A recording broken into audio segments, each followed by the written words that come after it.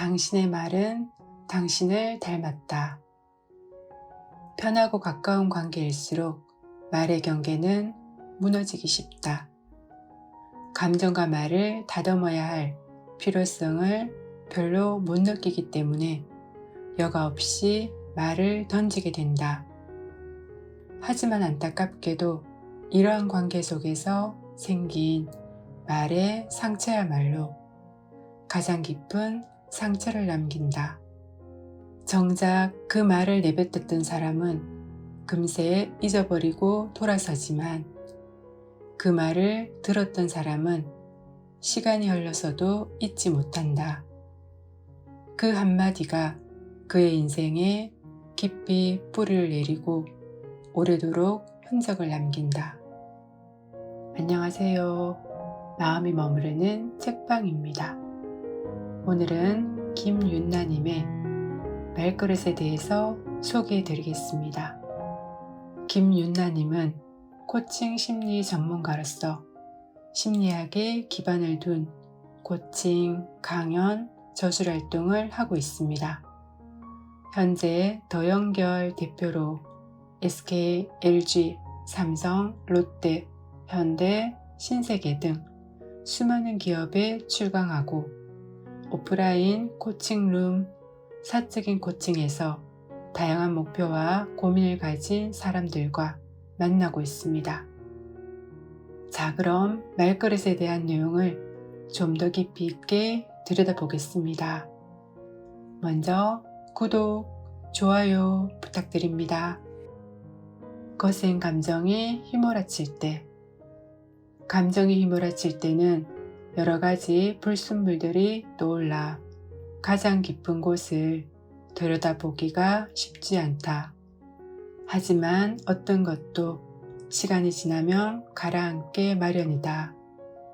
진흙이 떠올라 탁해 보이는 강물도 시간이 흘러 진흙이 바닥으로 가라앉으면 그제서야 투명하게 그 속을 들여다볼 수 있다. 그러니 좀 기다려야 한다. 폭풍처럼 거센 감정이 나를 압도하더라도 아주 잠시 동안, 때로는 숨을 크게 몇 번 내쉬는 것만으로 충분하다. 기다리면 떠올랐던 불순물이 가라앉고 그 사이로 진짜 감정이 얼굴을 내비친다. 자신에게 어울리는 자기 진정 스위치를 발견해서 과열되었을 때 그 버튼을 누르고 잠깐 동안 멈출 수 있는 사람은 감정으로부터 자유로워진다. 감정에 휘둘리지 않기 때문에 해야 할 말과 하지 말아야 할 말을 가려낼 수 있다.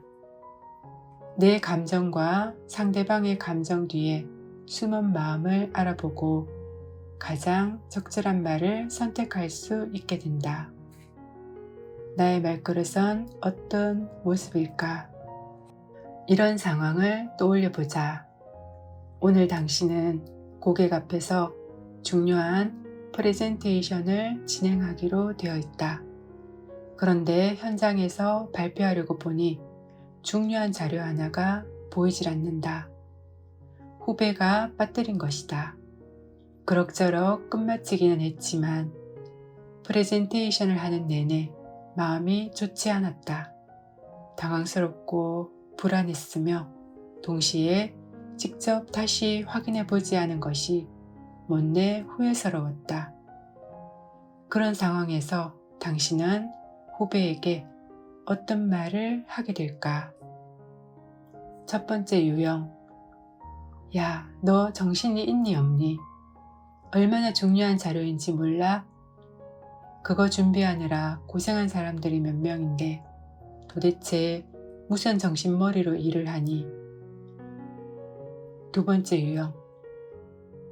괜찮아. 그럴 수도 있지 뭐. 세 번째 유형. 아, 정말 당황스러웠어.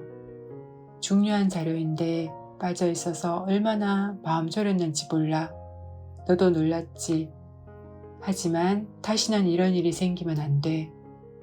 그때는 지금처럼 그냥 넘어가지 않을 거야.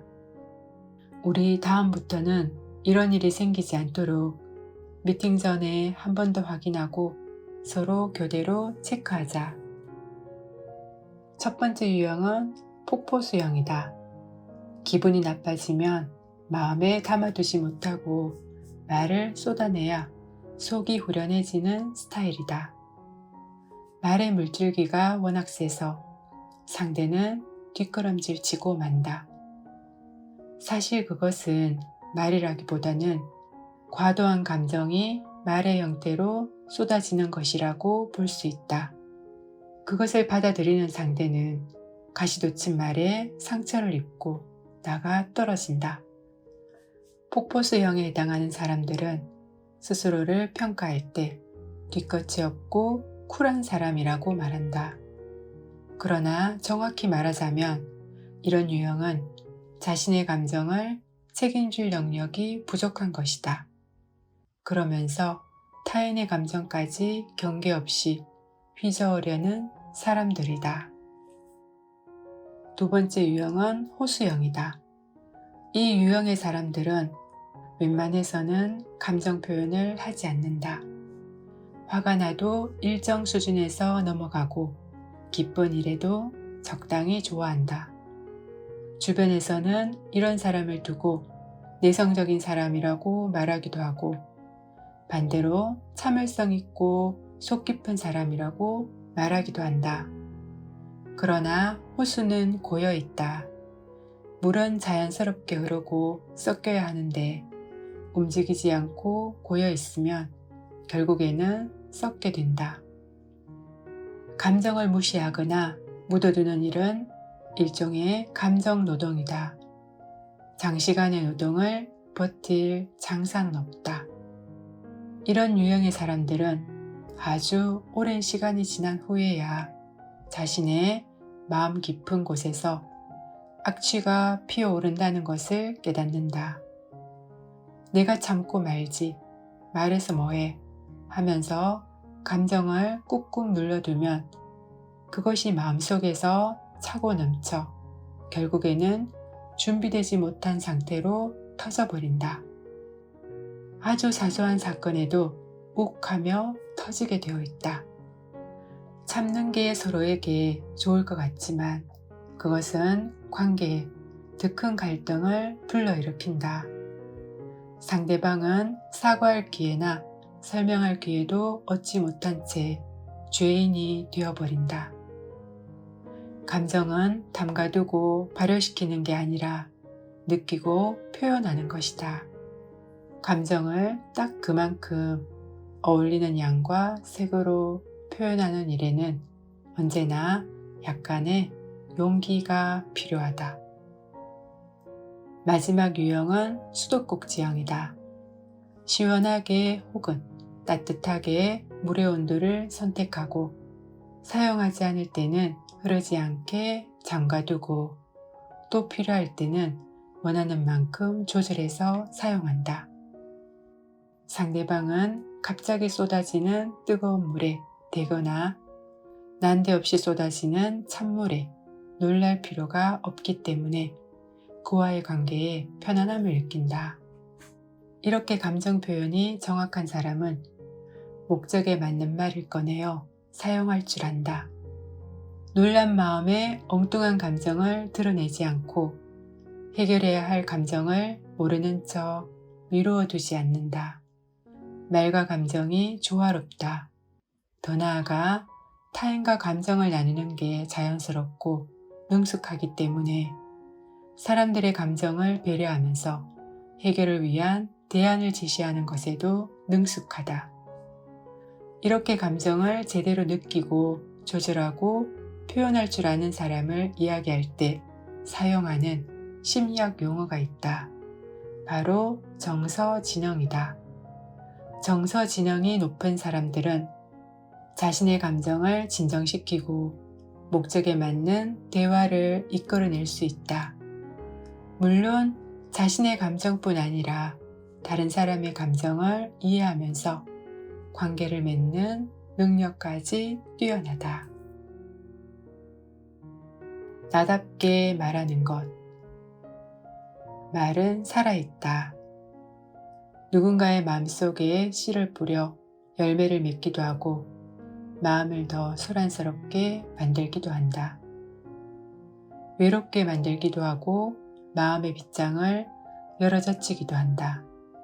말은 당신과 함께 자라고 당신의 아이들에게로 이어진다.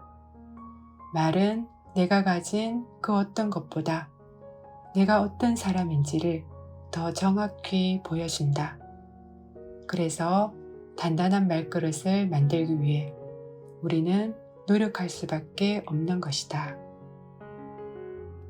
돌아보면 내가 가장 함부로 말을 건넸던 사람은 가장 가까운 사람들이었습니다. 항상 곁에 있어서 떠나지 않을 것 같은 사람, 편해서 내 모든 걸 이해해 줄 것 같았던 사람, 그 사람은 언제나 자식만을 바라보던 엄마이기도 했고 가장 편한 친구이기도 했고 허물없이 지냈던 동료이기도 했습니다. 하지만 아무리 가까운 사이라도 감정을 다듬지 않고 한 말은 가슴에 상처를 남기기 쉽습니다.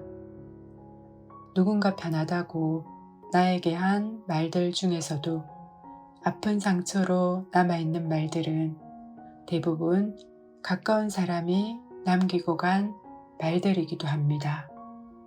나 또한 무심코 던진 날카로운 말이 누군가의 마음에 상처로 남아있을 것을 생각하면 마음이 무거워질 때가 있습니다. 하나의 말을 다듬기 위해서 좀 더 침묵하고 안으로 성숙시키는 시간이 필요한 것 같습니다.